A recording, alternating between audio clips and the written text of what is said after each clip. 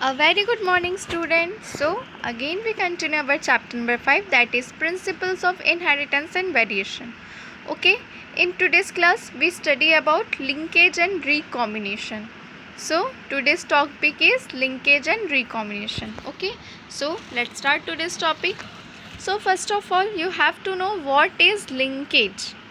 तो जैसे कि अगर हम नाम देखें लिंकेज, तो नाम से ही समझ में आ रहा है लिंकेज कह रहा है। तो लिंक यानी क्या होता है?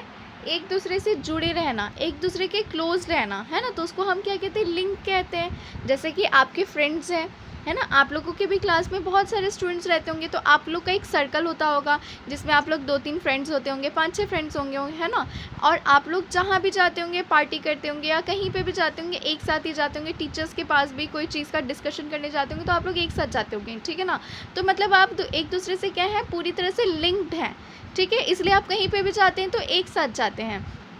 तो अगर इसी प्रोसेस को देखा जाए तो उसको हम क्या कहते हैं? लिंकेज कहते हैं। तो अब भाई हम पढ़ क्या चैप्टर रहे हैं? हम इनहेरिटेंस के बारे में पढ़ रहे हैं चैप्टर में, ठीक है ना।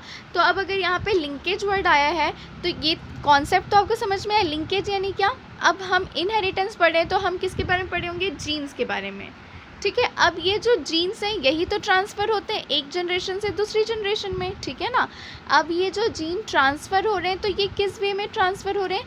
ये एक दूसरे से लिंक्ड हैं, तो इसीलिए ये एज इट इज़ एक जनरेशन से दूसरे जनरेशन में क्या हो रहे हैं? ट्रांसफ़र हो रहे हैं, पूरी तरह से क्या हो जा रहे हैं? इनहेरिट हो रहे हैं, ठीक है। वो कैसे होंगे वो भी मैं आपको बताऊंगी, बस पहले आप एक कॉन्सेप्ट डालो कि लिंकेज मतलब क्या होता है। ओके, तो लिंकेज यानी यही होता है कि जो क्रोमोसोम्स होते हैं, क्रोमोसोम्स में क्या होते हैं? जीन होते हैं, ठीक है ना। तो ये जो जीन है ये एज इट इज़ पेरेंट्स से उनके ऑफस्प्रिंग में इनहेरिट होंगे, उनके ऑफस्प्रिंग में ट्रांसफ़र होंगे। तो इसी फिनोमिना को हम क्या कहते हैं? लिंकेज कहते हैं।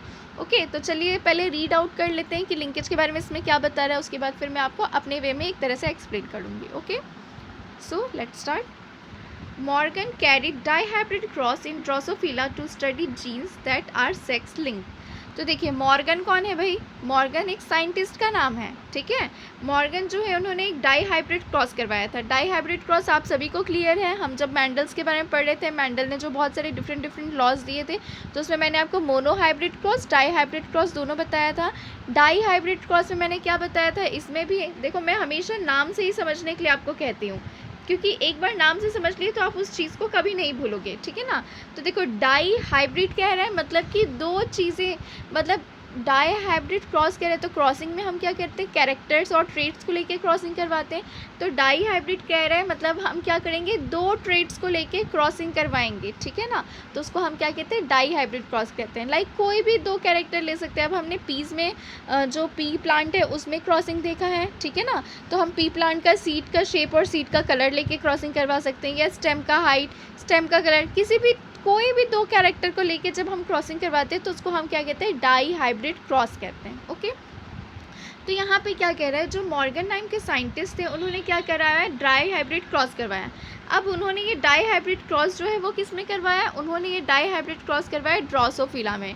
Drosophila you know very well एक इंसेक्ट है, ठीक है ना, जो कि हमको बहुत ही कॉमनली मिल जाता है और बहुत से एक्सपेरिमेंट्स होते हैं किस पे? ड्रोसोफिला के ऊपर। ओके, तो ड्रोसोफिला में उन्होंने क्या किया? जीन्स की स्टडी करवाई, और वो जीन्स जो थे वो कैसे थे? सेक्स के थ्रू क्या थे? लिंक थे, मतलब सेक्सुअली लिंक्ड जीन्स थे, ठीक है ना। तो उनमें क्या करवाया उन्होंने? डाई हाइब्रिड क्रॉस करवाया। तो देखते हैं अब उन्होंने वो क्रॉसिंग कैसे करवाई, कौन कौन से दो कैरेक्टर्स लिए, ठीक है ना। तो देखो दो कैरेक्टर्स लिए हैं, तो देखते हैं कौन कौन से दो character. Yellow bodied white eyed female. तो देखो सेक्स लिंक्ड क्रॉसिंग हो रहा है, तो सेक्स लिंक्ड हो रहा है मतलब कि एक क्या होंगे? मेल होंगे और एक होंगे फीमेल। ओके, क्रॉसिंग ऐसी तो होगा, ठीक है। तो अब ये इसमें क्या हुआ? येलो कलर की जो है, येलो कलर का बॉडी था फीमेल का, और उसकी आइज़ कैसे थी? वाइट कलर की आइज़ थी, ठीक है। तो फीमेल कैसी हो गई भाई हमारी? फीमेल हो गई हमारी येलो कलर की बॉडी वाली और वाइट कलर के आई वाली। अब मेल देखते हैं मेल कैसा चूज़ किया है। तो मेल जो है वो कैसे? उनका बॉडी जो है ब्राउन है, मेल का बॉडी कैसा है? ब्राउन। फीमेल का कैसा था? येलो। एंड मेल का आइज़ जो है उसका कलर क्या है? रेड कलर का आई है, ठीक है। अब इनके बीच में इंटरकोर्स हुआ। इंटरकोर्स यानी अभी तक देखो हम क्या करते थे? प्लांट्स में क्रॉसिंग करवा रहे थे, तो हम ब्रीडिंग कहते थे कि प्लांट्स में ब्रीडिंग हुआ, प्लांट्स में क्रॉसिंग हुआ। अब हम इंसेक्ट में अगर हम क्रॉसिंग करवा रहे हैं तो उन लोगों के बीच में क्या होगा? इंटरकोर्स होगा। ओके, तो देखो याद रखना, क्रॉसिंग जो है मॉर्गन ने डाई हाइब्रिड क्रॉस करवाया है, दैट्स वाई वो क्या करे, 2 कैरेक्टर लिए, और उन्होंने वो दो कैरेक्टर किसके लिए, ड्रोसोफिला के लिए, ठीक है। ड्रोसोफिला के मेल और फीमेल को लिया। ड्रोसोफिला का जो मेल था उसका बॉडी का कलर क्या था, ब्राउन, और फीमेल का बॉडी का कलर था येलो, तो ये एक कैरेक्टर हुआ। एंड सेकेंड कैरेक्टर इज कि जो मेल था उसके आइज़ का कलर क्या था, रेड था, बट जो फीमेल थी उसके आइज़ का कलर क्या था, वाइट। अब ये दोनों के बीच में इंटरकोर्स हुआ, ठीक है। अब इनकी F1 generation I, that means इनके ऑफस्प्रिंग आए जो कि क्या कहलाएंगे, F1 जनरेशन कहलाएंगे, ओके। देन क्या हुआ देखते हैं, 2 genes do not segregate independently of each other and F2 ratio deviated from 9:3:3:1। तो देखो यहाँ पे आया किसका कॉन्सेप्ट, लिंकेज का कॉन्सेप्ट। अब आप सोचोगे कैसे आया, तो देखो कैसे आया, क्या बता रहे हैं, 2 genes did not segregate, 2 jeans जो थे वो क्या हुए, सेग्रीगेट नहीं हुए। सेग्रीगेट यानी अलग नहीं हुए, सेपरेट नहीं हुए, मतलब वो इनहेरिट कैसे हुए, एक साथ इनहेरिट हो गए, ठीक है। मतलब नहीं तो नॉर्मली हमने पढ़ा था ना लॉ ऑफ इंडिपेंडेंट असॉर्टमेंट, मतलब जीन्स जो है वो क्या होते हैं, इंडिपेंडेंटली असॉर्ट होते हैं, ठीक है। लेकिन यहाँ पे क्या हुआ, सेग्रीगेशन नहीं हुआ जीन का, वो इंडिपेंडेंट नहीं हुए एक दूसरे से, ठीक है। और F2 जनरेशन में एज इट इज़ वो पेरेंट्स से किस में आ गए, ऑफस्प्रिंग में आ गए। तो यही चीज़ इसमें बता रहा है। तो देखो अब मैं आपको क्रोमोसोम के थ्रू थोड़ा सा एक्सप्लेन करती हूँ। जस्ट अ मिनट, मैं ब्लैंक स्क्रीन ले लेती हूँ, ओके। तो देखो मैं क्रोमोसोम बनाती हूँ, ये एक क्रोमैटिड हुआ, ये दूसरा क्रोमैटिड हुआ, ठीक है, ये आपका एक क्रोमोसोम हुआ। अब देखो नॉर्मली क्रोमोसोम में जो जीन्स होते हैं वो कैसे होते हैं, जीन्स जो होते हैं नॉर्मली लाइक यहाँ पे आपका ए जीन है, यहाँ पे आपका बी जीन होगा, यहाँ पे आपका सी जीन होगा, यहाँ पे आपका डी जीन। तो यहाँ पे आपको जीन्स दिख रहे हैं कितने दूर दूर लोकेटेड है ना। एक जीन जो है वो यहाँ पे प्रेजेंट है, तो दूसरा यहाँ पे, तीसरा यहाँ पे, चौथा यहाँ पे, मतलब इन लोगों के बीच में कितना ज़्यादा डिस्टेंस दिख रहा है, ठीक है। तो अब जब जीन जो है क्रोमोसोम में कुछ इस तरह से लोकेटेड होगा तो फिर कैसे होगा भाई, इसमें तो लिंकेज का सवाल ही नहीं उठ रहा है, क्योंकि जीन्स तो बहुत ज़्यादा दूर दूर हैं। तो जीन जो है वो क्या होंगे, इनहेरिट तो होंगे, लेकिन वो क्या होंगे, इंडिपेंडेंट होके क्या होंगे, इनहेरिट होंगे, सेपरेट होंगे, मतलब एज इट इज़ जीन जो है वो क्या होंगे, इनहेरिट नहीं होंगे, ओके। दोनों का मिक्सअप, मेल और फीमेल दोनों का मिक्सअप होके क्या होंगे, जीन इनहेरिट होंगे, ओके। तो ये तो हो गया। लाइक देखो अगर ये नॉर्मल वे में ऐसे इनहेरिटेंस होता तो कैसे होता, जैसे कि मैं आपको क्रोमोसोम बना देती हूँ, ये हमारा हो गया एक क्रोमोसोम, ठीक है, और ये हमारा हो गया फीमेल का क्रोमोसोम, ठीक है। अब देखो अब इसमें जैसे कि जीन लोकेटेड है ए बी, है ना, और ये सी, ये डी, इस तरह से इसमें जीन लोकेटेड है ना। अब इनहेरिटेंस हुआ, तो इनहेरिटेंस मतलब इन लोगों के बीच में इंटरकोर्स हुआ, तो जो ऑफस्प्रिंग आया ये क्या है, ये जीन जो है ऑफस्प्रिंग का है। तो ऑफस्प्रिंग का जीन कुछ इस तरीके से आएगा, ऑफस्प्रिंग का जीन जो है वो आपका कैसे आएगा, मतलब मेल और फीमेल का मिला के आएगा। तो लाइक आप समझ लो ब्लू वाला मेल का, ग्रीन वाला फीमेल का दिखा, तो ब्लू वाला यहाँ पे ए और डी जीन कैरी किया हुआ है, तो फीमेल वाला जो है वो यहाँ पे सी और बी जीन कैरी करके आया है। तो ऑफस्प्रिंग में दोनों का क्या हो गया, मिक्स्ड फॉर्म आ गया, ठीक है ना। तो अभी यहाँ पे क्या नहीं हुआ है, लिंकेज विंकेज कुछ नहीं हुआ है। लिंकेज कब होगा, लिंकेज कुछ इस कंडीशन में होता है, ऐसा नहीं कि हर बार लिंकेज होगा, ऐसा बिल्कुल नहीं होता है। लिंकेज कुछ कुछ कंडीशंस में होते हैं, ठीक है। तो लिंकेज के केस में क्या होता है, लाइक ये मैंने क्या बना दिया, क्रोमोसोम बना दिया, ठीक है। अब देखो लिंकेज का कंडीशन तब आएगा जब क्रोमोसोम में जीन किस तरीके से होंगे, क्रोमोसोम में जीन जो है वो इतने ज़्यादा क्लोज लोकेटेड होंगे। यहाँ पे दिख रहा है आपको जीन कितने क्लोज है, इसके पहले जो मैंने जो क्रोमोसोम बनाया था उसमें जीन कितने ज़्यादा डिस्टेंस में थे, लाइक कैसे थे, यहाँ पे ए था तो यहाँ पे बी हो जाएगा, यहाँ पे सी हो जाएगा, यहाँ पे डी, इस तरह से इन लोग क्या डिस्टेंटली लोकेटेड थे, ठीक है ना, नॉर्मल केस में। और जब लिंकेज का कंडीशन आएगा तो जीन्स जो है वो क्या होंगे, एक दूसरे के क्लोज।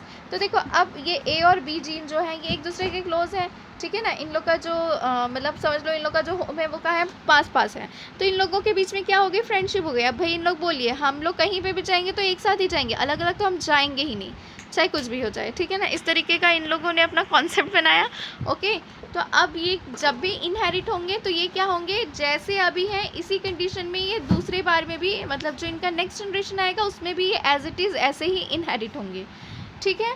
तो ये था लिंकेज का एक कॉन्सेप्ट, ओके। तो देखो अगर जब इनहेरिटेंस होगा तो किस तरीके से होगा ये वाला, मतलब कि ये आपका हो गया एक जीन, है ना, जिसमें ये ए ये बी इस तरीके के हो गए। अब जब इनहेरिटेंस हुआ, ऑफस्प्रिंग आया, तो वो कुछ वो भी एज इट इज़ कैसे आएंगे, यहाँ पे ए होगा, यहाँ पे बी होगा। तो इसमें आपको कोई चेंजेस दिखाई दिया क्या? नहीं दिखाई दिया, सेम वैसे ही आ गए हैं, ठीक है ना। लेकिन नॉर्मल जब रिकॉम्बिनेशन की प्रोसेस होती है तब क्या होता है, लाइक मैं यहाँ मेल और एक फीमेल बना दे रही हूँ, ठीक है। तो देखिए यहाँ पे लिंकेज तो आपको समझ में आ गया। रिकॉम्बिनेशन के बारे में बता रही हूँ। रिकॉम्बिनेशन के केस में क्या होगा, लाइक ये क्या है, ये समझ लो मेल का क्रोमोसोम है और यहाँ पे उसका क्रोमोसोम में जो जीन लोकेटेड है वो बता देते हो, ये जीन है, ठीक है। अब फीमेल का क्रोमोसोम हम बनाते हैं, ठीक है। तो ये क्या है, फीमेल का क्रोमोसोम है, फीमेल के जीन्स लोकेटेड हैं। हम लोग जो भी लॉ वगैरह पढ़े हैं उसमें ऐसे ही पढ़े ना, एक कैपिटल में रहता है, एक स्मॉल में रहता है, ठीक है ना। तो ये ऐसा हो गया, ओके। अब रिकॉम्बिनेशन की प्रोसेस होती है, जो ऑफस्प्रिंग आएगा वो कैसा आएगा, वो आएगा इसका मिक्सअप, लाइक आधा वो पिंक रहेगा, आधा वो क्या हो जाएगा, ब्लू हो जाएगा, ठीक है ना, कुछ इस तरीके से, ओके।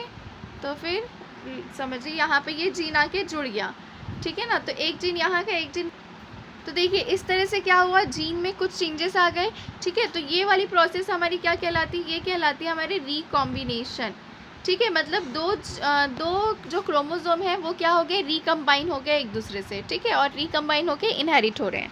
लेकिन लिंकेज में ऐसा नहीं होता है। लिंकेज अगर होता है तो वो क्या होता है, एज इट इज़ कॉपी बन जाती है इसकी, मतलब एज इट इज़, जैसे ये कैपिटल ए भी जीन है तो यही क्या होंगे, पेरेंट से ऑफस्प्रिंग में ट्रांसफ़र हो जाते हैं जब लिंकेज की प्रोसेस होती है, ठीक है। तो जब लिंकेज की प्रोसेस होती है तो रिकॉम्बिनेशन की प्रोसेस क्या हो जाती है, थोड़ी अलग हो जाती है, ओके। तो ये था लिंकेज और रिकॉम्बिनेशन का एक कॉन्सेप्ट। अब हम पढ़ लेते हैं लिंकेज और रिकॉम्बिनेशन के बारे में, ओके। तो देखिए यहाँ पे इसलिए बताया कि जब वो जो जीन है वो क्या हुए, सेग्रीगेट, इंडिपेंडेंटली सेग्रीगेट तो हुए नहीं, ठीक है ना। तो F2 जनरेशन में जो रेशियो आया वो क्या हो गया, थोड़ा डेविएट हो गया, मतलब थोड़ा डिफरेंट आ गया। नहीं तो नॉर्मली हम क्या देखते हैं, जो रेशियो आता है वो आता है 9:3:3:1 समथिंग आता है, ठीक है ना। बट वो क्या हो गया, डेविएट हो गया, ठीक है। देन क्या बता रहा है, the genes present on X chromosome and 2 genes in a dihybrid cross situated on same chromosome parental gene. तो देखो पेरेंटल जीन में क्या था, जो जीन प्रेजेंट थे एक्स क्रोमोसोम में और 2 जीन जो थे, है ना, तो वो क्या हुए, सेम क्रोमोसोम में थे, ठीक है। अब ये क्या हुआ, combination is much higher than the non parental. तो जो नॉन, मतलब देखो पेरेंटल कह रहा है, मतलब जो पेरेंट वाला जनरेशन, और जो उनका ऑफस्प्रिंग आया वो उनका नॉन पेरेंटल, ठीक है। तो देखो उनमें क्या हुआ, लिंकेज हुआ, जिसकी वजह से पेरेंट से सेम किस में आ गया, जो उनकी जो आगे जनरेशन आई उसमें आया। Then generation of non parental combination is called recombination. तो जो नॉन पेरेंटल कॉम्बिनेशन की जो एक जनरेशन आती है उसको हम क्या कहते हैं, रिकॉम्बिनेशन कहते हैं, ठीक है ना। और लिंकेज क्या होता है, जब जो पेरेंट से एज इट इज़ जीन जो है वो इनहेरिट होके क्या हो जाए, मतलब ऐसा नहीं है कि भाई हर क्रोमोसोम के जीन वैसे इनहेरिट होंगे, कुछ ही इनहेरिट होते हैं, ठीक है ना। तो वैसे इनहेरिट होके आ जाएंगे तो उसको हम क्या कहते हैं, लिंकेज कहते हैं। Then he found genes are grouped in same chromosome, some genes are tightly linked, less recombination। ये कौन बता रहे हैं, मॉर्गन जो है, उन्होंने क्या पाया कि जो सेम क्रोमोसोम थे वो क्या हुए, सब कुछ जीन्स में वो एकदम ज़्यादा टाइटली लिंक्ड थे, मतलब बहुत ज़्यादा टाइट फॉर्म में क्या थे, लिंक थे। तो उस केस में रिकॉम्बिनेशन का क्या हुआ, रिकॉम्बिनेशन बहुत कम हो गया, क्योंकि रिकॉम्बिनेशन हो रहा है मतलब लिंकेज नहीं हो रहा है, okay. Then when genes are present in different chromosome, higher recombination. और अगर जीन्स जो है वो डिफरेंट क्रोमोसोम में प्रेजेंट है तो रिकॉम्बिनेशन जो होगा वो क्या होगा, बहुत ज़्यादा हाई होगा, ओके। क्योंकि मैंने आपको बताया ना रिकॉम्बिनेशन किस तरीके से होता है। देन एग्जाम्पल बता रहा है, genes for white and yellow tightly link 1.3%। तो देखो बता रहा है जो जीन्स थे वाइट और येलो, जो जीन्स थे वो एक दूसरे के साथ क्या थे, बहुत ज़्यादा टाइटली लिंक थे, ठीक है। Recombination while genes for white and miniature wings 37.2% recombination. तो देखो यहाँ रिकॉम्बिनेशन का परसेंट बता रहे हैं कि कितना ज़्यादा रिकॉम्बिनेशन हो रहा है, ठीक है। तो वाइट और येलो जो कि बहुत ज़्यादा टाइटली थे तो उनका रिकॉम्बिनेशन परसेंटेज कितना था, 1.3, मतलब कितना ज़्यादा लेस है, ठीक है। और जो जीन्स वाइट और मिनिएचर विंग वाले थे उनका रिकॉम्बिनेशन कितना था, 37.2%, तो ये थोड़ा ज़्यादा है, ठीक है। Then student Alfred Sturtevant used frequency of recombination between gene pairs on chromosome as a measure of the distance between genes and mapped genes position on chromosome। फिर ये कुछ स्टूडेंट्स जो थे अल्फर्ड के, उन्होंने क्या किया, एक फ्रीक्वेंसी निकाली, ठीक है, फ्रीक्वेंसी का यूज़ किया रिकॉम्बिनेशन को बताने के लिए, मतलब जीन के बीच में जो पेयरिंग थी, और जीन किस में लोकेटेड है, क्रोमोसोम में। देखो अभी तक मैं आपको यही बताती हूँ ना, क्रोमोसोम में डीएनए होता है, डीएनए में जीन होता है, ठीक है। तो यहाँ पे भी आपका कॉन्सेप्ट चेंज नहीं हुआ है भाई, क्रोमोसोम में जीन कह रहा है, मतलब वो जीन किस में है, डीएनए में ही है, क्योंकि डीएनए का यूनिट ही क्या है, जीन है। तो एक तरह से हम कह सकते हैं क्रोमोसोम का यूनिट क्या है, जीन है, ओके। क्योंकि क्रोमोसोम को ये जब पूरी तरह से हम अच्छे से अरेंज करते हैं तो वही क्या कहलाता है, डीएनए कहलाता है हमारा, ठीक है ना। देन लिंकेज बता रहा है, linkage physical association of genes on a chromosome is called linkage.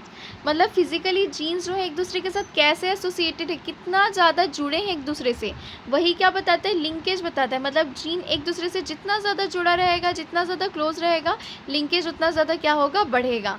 मतलब पेरेंट्स से उनके ऑफस्प्रिंग में आएगा, नेक्स्ट जनरेशन में वो एज इट इज़ बिना सेपरेट हुए क्या हो जाएगा, इनहेरिट हो जाएगा पेरेंट्स से उनके ऑफस्प्रिंग में, ओके, विथआउट एनी चेंजेस।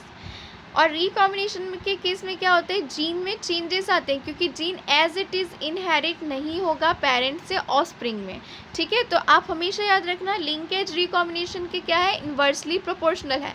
मतलब लिंकेज बढ़ेगा तो रिकॉम्बिनेशन कम होगा, रिकॉम्बिनेशन बढ़ा है मतलब लिंकेज क्या हुआ, कम हुआ, ठीक है। और लिंकेज के केस में हमेशा एक बात ये याद रखना कि लिंकेज में क्या होता है कि जो जीन्स होते हैं जो कि किस में लोकेटेड होते हैं, क्रोमोसोम में, वो क्या होंगे, एकदम ज़्यादा क्लोज होंगे। दैट्स वाई क्या हो रहा है, लिंकेज हो रहा है।